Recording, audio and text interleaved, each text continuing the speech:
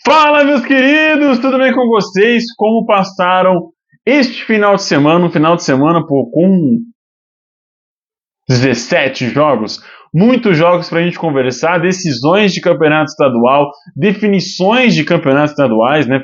Enfim, muita coisa para a gente trocar uma ideia, decisões, inclusive definições de finais para a gente conversar aqui e projetar essas finais dos campeonatos estaduais desse Brasilzão. Meus amigos, sejam muito bem-vindos ao Na Rede com o Todaro. Eu sou Gabriel Todaro e aqui a gente traz análise das 20 principais equipes do futebol brasileiro. São sempre as 20 equipes da Série A, né, presentes, vigentes naquele ano. Então a gente sempre traz esse bate-papo, conversa com vocês sobre a análise dos jogos, de como essas equipes estão jogando, se estão bem ou estão mal, até para vocês saberem como que vai ser o ano do seu time, inclusive, né? Você saber como o seu rival está jogando, para você poder projetar esse ano bem interessante ao longo aí desse 2024. Meus queridos, vamos começar então pelos jogos de sábado, né? Pela rodada que começou com o Bahia recebendo novamente o Jequié. O Bahia venceu o primeiro jogo por 1-0 e depois na Fonte Nova venceu, devolveu, né? Voltou a vencer por 4-1 no agregado 5-1. O Bahia jogou muito bem, criou bastante, conseguiu fabricar suas chances e definir também, não só fabricar e desperdiçar, mas criar, fabricar e conseguir definir essas chances. Estupinão foi o grande nome da partida, com 3 gols marcados. Isso vai se repetir, né, no jogo do Palmeiras. Estupinão marcou 3 vezes, Rafael Ratão fez o 4-1 e o Medina descontou no finalzinho do jogo pro Jequié. O Bahia avança, vai enfrentar o seu grande rival na final, mas na minha opinião, como eu venho falando para vocês há um bom tempo, o Bahia é uma das 3 equipes que está mais jogando bem o futebol, né? Que melhor está jogando futebol nesse começo de ano, junto com o Internacional e Flamengo. Inclusive eu vou soltar uma tier list lá no Instagram. Se você não segue, o clique vai estar aqui embaixo para você seguir. Cara, gostei demais desse jogo do Bahia, tá? Também no sábado tivemos o jogo de ida, né, da semifinal do Campeonato Paranaense, onde o Atlético venceu por 2-1 de virada a equipe do Operário. Há quanto tempo vocês estão vendo eu falar que o Atlético vence de virada tal time? Né, o Atlético acho que está se tornando o time das viradas em 2024. Isso é perigoso porque nem sempre, nem todo jogo a equipe vai conseguir virar o placar, mas nesse jogo em específico conseguiu vencer muito bem o Operário e vai jogar com vantagem na Arena da Baixada, na Liga Arena. E eu acho que o Atlético se torna uma das equipes favoritas para jogar a final e também ser campeão do estadual. Inclusive o Coritiba perdeu o primeiro jogo também na semifinal. Fernandinho e Pablo viraram o jogo para o Atlético e o Felipe Augusto fez o primeiro gol do jogo para o Operário. No Campeonato Mineiro também o Cruzeiro conseguiu vencer muito bem o jogo da volta da semifinal, conseguiu a classificação para a final, né, vai disputar, tem a melhor campanha do Campeonato Mineiro, então talvez o primeiro jogo tenha mando do Cruzeiro, o primeiro jogo sendo na Arena MRV, onde o Cruzeiro venceu os 2 jogos, né, pelo ano passado pelo Campeonato Brasileiro e esse ano pelo Campeonato Mineiro. O Cruzeiro venceu os 2 jogos na casa do Galo e vai também jogar agora na final, provavelmente também na casa do Atlético Mineiro. Arthur Gomes, Zé Vitor marcando gol contra, inclusive vou contar uma história bacana do Zé Vitor nesse jogo. O Cruzeiro estava vencendo por 1-0, né? O Zé Vitor acabou tendo a infelicidade de fazer o gol contra, muito mais falha do companheiro que chutou em cima dele, a bola entrou no gol. 10 minutos depois o Zé Vitor fez o gol de cabeça, só que, cara, no final do jogo, nos acréscimos, ele acabou falhando feio, e aí o Cruzeiro fez o 3-1 com o Matheus Pereira. O Cruzeiro criou bastante também, teve as principais oportunidades e foi a equipe merecedora, digamos, de avançar para a próxima fase. O Tombense tinha uma tarefa muito difícil, que era vencer o Cruzeiro, não conseguiu fazer o placar no jogo da ida, que eu acho que é onde o time jogou melhor, e no jogo da volta acabou sofrendo um pouco contra a equipe do Cabuloso. Também no sábado tivemos a vitória do Grêmio por 2-1 em cima do Caxias, também pelo jogo de ida, né? O Grêmio fez um bom primeiro tempo, segundo tempo abaixou um pouco o ritmo, conseguiu fazer o segundo gol, que aí sim deu a vantagem para o Grêmio, né? Porque o Grêmio acabou tomando o gol na reta final com um gol contra o Dudu Queiroz, que poderia ter complicado um pouco a vida do Grêmio. É favorito para chegar à final, não acho que o Grêmio está jogando melhor do que o Inter, apesar do primeiro jogo do Inter contra o Juventude ter sido um pouco estranho, mas o Grêmio consegue sim fazer um bom resultado, vai decidir na Arena, provavelmente é o time...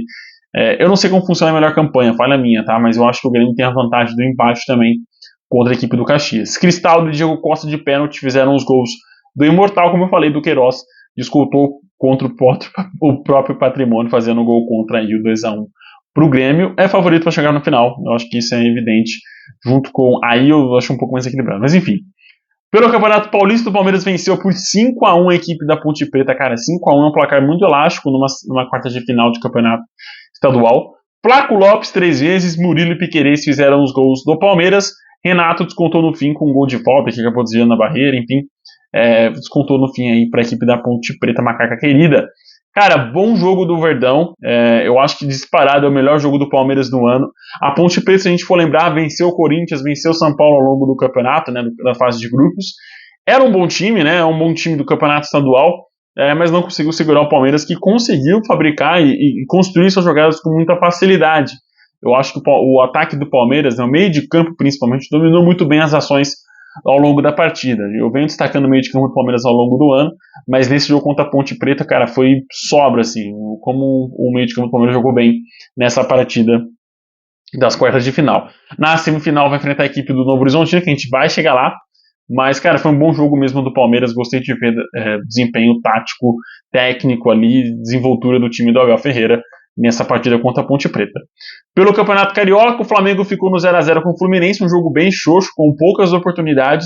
O Flamengo até fez 1-0, mas foi muito bem anulado por uma falta no começo da jogada, que aí o Fluminense desperdiçou, né? Eu acho que seria poético o Fluminense fazer gol no lance que foi anulado, um gol do Flamengo. Então, mas enfim, o Fluminense desperdiçou a chance, chutou na barreira, e ficou esse 0-0. Cara, o Fluminense acertou apenas um chute no gol. Dos 2 jogos, o Fluminense acertou apenas um chute no gol do Flamengo.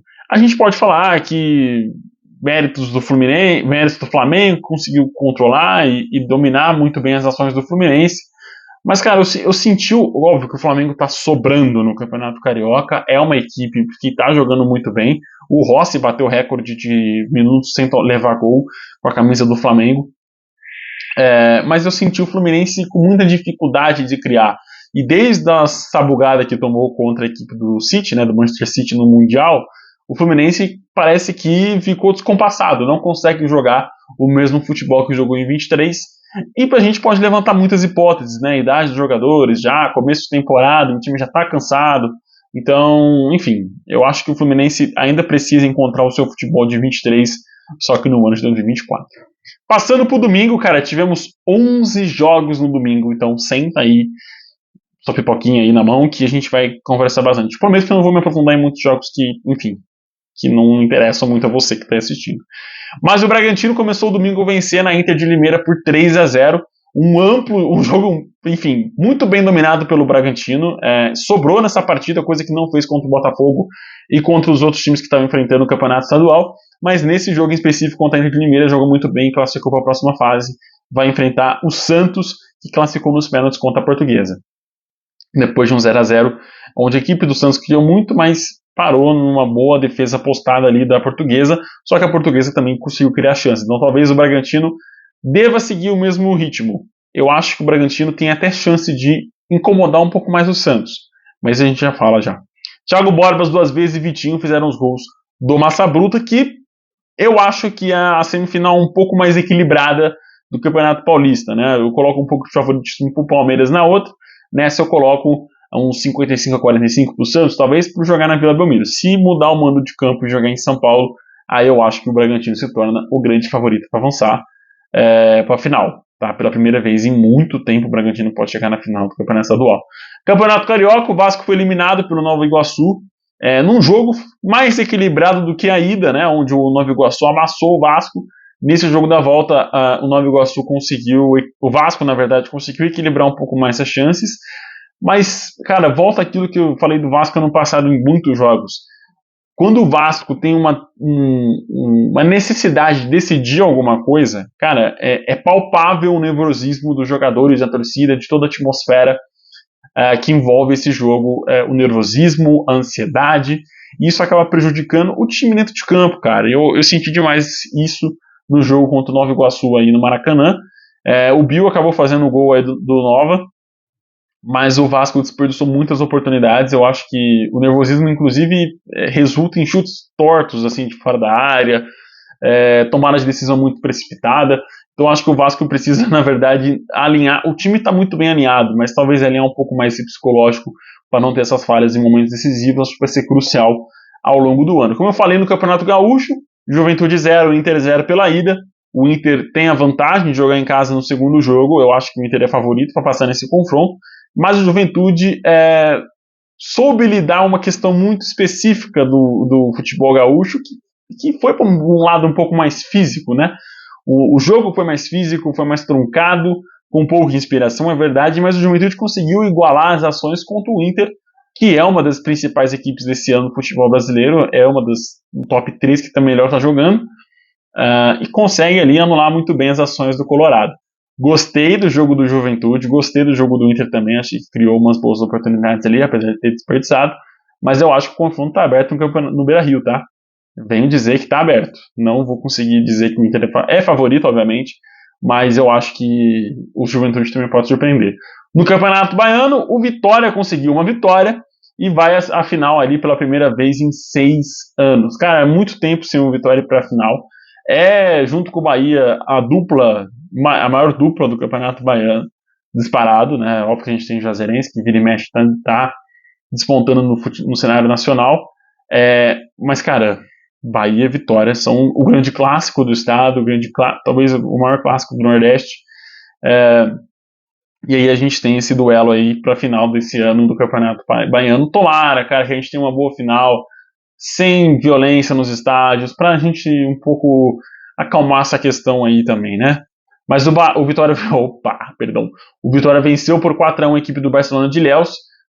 Osvaldo, de pênalti, Camutanga, Alejandro e Matheus Gonçalves fizeram os gols da virada do Vitória. Tô errando bastante, mas perdão. Da virada do Vitória em cima do Barcelona, né, que saiu na frente com o Jadson. Sergipano fez o gol aí do Barcelona no agregado, um sonoro, notório, gigantesco 6-1 para a equipe do Vitória. Cara, bom jogo do Vitória, envolveu muito bem o Barcelona, mas eu acho que na final vai ter um pouco mais de equilíbrio. Tudo bem que no campeonato estadual, ao longo da fase de grupos, o Vitória venceu o Bahia no Barradão. Eu acho que vai ser um pouco mais equilibrado, né? O Bahia, inclusive, abriu 2-0 e acabou tomando a virada do Vitória. Eu acho que esse jogo vai ser interessante, cara. É um dos jogos mais interessantes que a gente tem, se tratando de finais de estaduais aí nessa temporada. Passando para o próximo jogo, a gente tem a definição da ida, né, do Campeonato Goiano, a semifinal. O Atlético Goianiense venceu fora de casa a equipe do Goiânia, né, por 3-2. Guilherme Romão, Shailon de pênalti e Luiz Fernando viraram o jogo também para o Dragão, que saiu perdendo com 2 gols do Gustavo, 25, sim, 25 por extenso, escrito mesmo 25, inusitado no mínimo o nome desse jogador. Mas, cara, o Atlético sofreu demais e eu acho que tem que ligar o sinal de alerta pro jogo da volta, porque o Goiânia se provou um time muito perigoso, né, eliminando inclusive o Goiás na última fase. Então eu acho que o Atlético tem que ligar o sinal de alerta e jogar muita bola na volta pra, cara, eliminar ali sem tomar sustos a equipe do Goiânia. Também no domingo, Fortaleza 3, Maracanã 0. Moisés de pênalti depois voltou a marcar no comecinho do segundo tempo e Marinho já na reta final de falta, um belo gol de falta, inclusive. O Fortaleza nesse jogo, cara, soltou, né? Conseguiu jogar bem, conseguiu envolver, conseguiu criar, mas só no finalzinho do primeiro tempo, ali nos acréscimos, que foi o pênalti do Moisés, 45 mais 9, 54 minutos do primeiro tempo, o Fortaleza conseguiu aproveitar as chances que estava criando. É um time que cria muito, só que tem muita deficiência na hora de finalizar. Não consegue ter essa qualidade de finalização que a gente viu ano passado em alguns momentos também, não foi ao longo do ano inteiro, porque o Fortaleza ele passou por muita irregularidade ao longo do ano, no quesito da finalização, mas nesse ano começa mais irregular ainda, né? O Fortaleza consegue criar, mas não consegue aproveitar essas chances. Tomara que aproveite e comece a ajeitar um pouquinho as coisas, porque na Copa Sul-Americana aí vai ter um tal de Boca Juniors no seu grupo. Também no domingo, o Cuiabá venceu o primeiro jogo de ida, né, do Campeonato Mato Grossense, na semifinal, contra a equipe do Luverdense. Cara, foi um jogo muito morno, foi um jogo muito xoxinho. O Cuiabá não está conseguindo criar suas oportunidades depois da saída do Antônio Oliveira para o Corinthians. Mas conseguiu fazer um bom resultado na ida, provavelmente vai vencer a volta na Arena Pantanal, mas venceu com um gol contra do Ian, né, jogador do Luverdense, no comecinho do segundo tempo. Tomara que a equipe consiga retomar um bom futebol. Eu acho que o grupo, inclusive na Sul-Americana contra o Lanús, é completamente acessível. Talvez que o time consiga jogar bem. mas precisa jogar bem, né? Isso eu acho que é o principal, se pá. Vamos falar de pipocada. O São Paulo deu uma gigantesca pipocada no Morumbi, né, que devia mudar para Morinhoque, né, Morumbioque, uma coisa de orque, assim, porque não é uma sonora pipocada do São Paulo em cima do Novo Horizontino. O Novo Horizontino saiu na frente com o Rômulo ainda no comecinho do primeiro tempo, aos 12 minutos o Rômulo fez o gol de cabeça, e aí o Ferreira empatou 11 minutos depois. O São Paulo teve todo o restante do primeiro tempo, junto com todo o restante do segundo tempo e acréscimos das duas etapas, para tentar virar contra o Novo Horizontino, que não foi tão assim perigoso. A partir do momento que o Novo Horizontino fez o gol com o Rômulo, o time percebeu que, cara, talvez a gente consiga classificar ali segurando esse 1x0. Não deu para classificar no 1x0? Quem sabe nos pênaltis? E aí o São Paulo foi completamente feliz na criação e também na finalização de suas jogadas. Cara, não consigo explicar como que foi. Eu queria, inclusive, que o torcedor São Paulo deixasse nos comentários o que achou da partida dos seus atacantes, né? Luciano, principalmente. O Ferreira até fez o gol, mas depois deu uma caída muito brusca no segundo tempo. O São Paulo cria muito, principalmente porque foi no Morumbi, talvez. Morumbis. Criou muito as chances, mas desperdiçou todas elas. O São Paulo não conseguiu ser efetivo nas chances que criou ao longo do jogo. Com a entrada do Rames no segundo tempo, melhorou um pouco, o time conseguiu criar mais oportunidades, mas, cara, muito perigosa essa situação do São Paulo nesse começo de ano. Tudo bem que foi campeão da Supercopa do Brasil, mas esse título acho que deu uma enganada muito forte nesse time do São Paulo, que não consegue criar, não consegue ser efetivo, não consegue ser envolvente, como foi na temporada passada. Fica esse 1x1, São Paulo perde nos pênaltis, né, por 5x4, o Diego Costa e também o jogador uruguaio lá perderam as cobranças, e o Novo Horizontino acabou classificando para a semifinal, vai enfrentar a equipe do Palmeiras, como eu falei. Provavelmente que esse duelo seja no Allianz Parque. Mas, cara, merecida a classificação do Novo Horizontino, eu acho, inclusive, que para a proposta que teve ao longo do jogo, o Novo Horizontino foi muito bem e mereceu a classificação. Já o São Paulo, ser eliminado em casa pelo Novo Horizontino, eu acho que não estava nos planos do torcedor São Paulino, que foi ao Morumbi, né, dentro dos 55 mil torcedores do São Paulo. Vergonhoso. Muito vergonhoso essa eliminação do São Paulo do Novo Horizontino. Não pelo Novo Horizontino, mas pelo São Paulo mesmo, pelo desempenho da equipe em campo. O Botafogo conseguiu a classificação para a final da Taça Rio. Vai enfrentar, não sei, talvez a Portuguesa na final, não vi, porque a Série B do Campeonato Carioca, né, na minha opinião. Mas o Botafogo foi muito bem, né? Conseguiu jogar muito bem, apesar de ter tomado o gol com o Otávio no comecinho do primeiro tempo. Mas a gente tem que falar uma coisa aqui. O pênalti do que o Júnior Santos cobrou e que foi assinalado, eu tenho muitas dúvidas. Muitas dúvidas mesmo. Eu não acho que foi pênalti. Se eu fosse o VAR, teria chamado para dar aquela verificada, porque na minha impressão, o zagueiro do Sampaio Correia consegue interceder a bola ali e o Júnior Santos acaba desabando. Eu não marcaria, tá? Sendo bem sincero, eu não marcaria essa penalidade. Mas a gente viu aí que um certo dirigente começou a reclamar bastante e a gente tá vendo esses erros aí começando a aparecer. Tomara que seja um erro isolado, isso não se repita ao longo da temporada. Mas o Júnior Santos bateu o pênalti, não teve nada a ver com isso, bateu e fez o gol. E o Savarino fez o gol da virada nos acréscimos do segundo tempo. 4x2 no agregado, se não fosse o pênalti mal marcado, talvez seria um 3x2 e o Sampaio Corrêa tivesse uma grande chance de levar para os pênaltis. Mas ficou esse 2x1 aí e o Botafogo avança para a final. Faltou um jogo no domingo, cara, eu pulei aqui, mas a gente já volta para falar para vocês, que foi o América vencendo o Galo por 2x1. O Atlético não deslanchou ainda na temporada, né, cara? O Atlético falta ainda alguma coisa assim para encaixar o time ficar muito interessante, muito legal de se assistir. Tem peças muito interessantes com o próprio Scarpa, Paulinho e Hulk, né, que a gente já tá vendo essa dupla render bons frutos pro Atlético já de boas temporadas para trás. Mas, cara, falta, eu acho que deslanchar mesmo, o time encaixar. Não acho que o problema seja o Felipão, eu acho que é um começo de temporada, né, e o Scarpa, ele traz uma dinâmica diferente do time do Atlético, que precisa levar um pouquinho de tempo para os jogadores em campo também entender. Mas eu acho que isso é com o tempo mesmo, e o Atlético vai desempenhar bom futebol sim ao longo do ano. É um dos favoritos para ser campeão da Copa do Libertadores, eu acho. Caiu num grupo bem fácil para que esse sonho se realize, mas vamos ver, né? Brenner fez o primeiro gol do jogo pro Coelho. Vitor Jacaré fez o segundo gol, mas depois de tomar o empate com o Paulinho.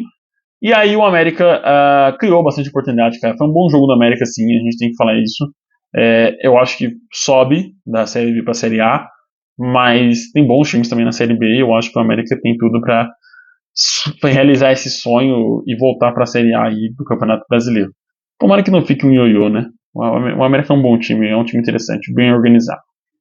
Fechando a rodada, tivemos a classificação do Criciúma para a semifinal do Campeonato Catarinense. Sendo bem sincero com você, o Campeonato Catarinense é um dos mais sofríveis para se assistir, porque dificilmente tem muitas chances no segundo tempo, é tudo mais focado no primeiro tempo, não sei porquê. O Anderson Ligeiro fez o primeiro gol do jogo após falha do goleiro do Criciúma, e aí a partida estava indo para os... Não, o Ercílio Luz estava classificando para a próxima fase, eliminando o Criciúma no Heriberto Luz, mas aí o Éder fez o gol de empate e o Renato Kaiser aproveitou uma falha bizarra da defesa do Ercílio e fez 2-1, classificando o Criciúma para a semifinal. É favorito, eu acho que o Criciúma para ser campeão, não é se você for ver as outras equipes, né, e o desempenho delas em campo, o Criciúma já não está bem, mas as outras fazem muita força para ficarem piores ainda. Mas o Criciúma consegue essa classificação para a semifinal, como eu falei, é favorito, deve ser campeão catarinense e a tortura minha de assistir esses jogos continua. É isso, meus queridos. Eu vou trazer um vídeo amanhã quarta-feira, né, meio de semana. Essa semana a gente tem Libertadores, a gente tem Seleção Brasileira no final de semana, sábado e terça, se eu não me engano.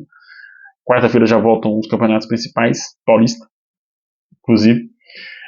E aí eu acho que eu trago um vídeo para vocês essa quarta-feira sobre a Libertadores, né, os grupos, sorteio de grupos na Libertadores da Sul-Americana. E eu vejo isso atrás. O jogo da seleção vai sair no vídeo do final de semana, tá? Porque são poucos jogos no final de semana. Esse meio de semana, inclusive, são 4 jogos apenas. Então eu vou trazer esses... Acaba na quinta, então eu trago a análise na sexta, esses 4 jogos. Sábado, domingo tem rodada, no segundo tem vídeo. Na terça, aí eu não sei se eu faço o vídeo exclusivo da seleção brasileira, eu acho que não, acho que eu vou fazer só da rodada. Mas enfim, cara, ninguém tá animado com a seleção brasileira. Tem um monte de jogador aí que a gente sabe que a gente provavelmente vai perder para Inglaterra e Espanha. E é isso. Eu vou trazer quando acabar a rodada. Fechou? Um abraço, meu Deus, até o próximo vídeo. Tchau, tchau.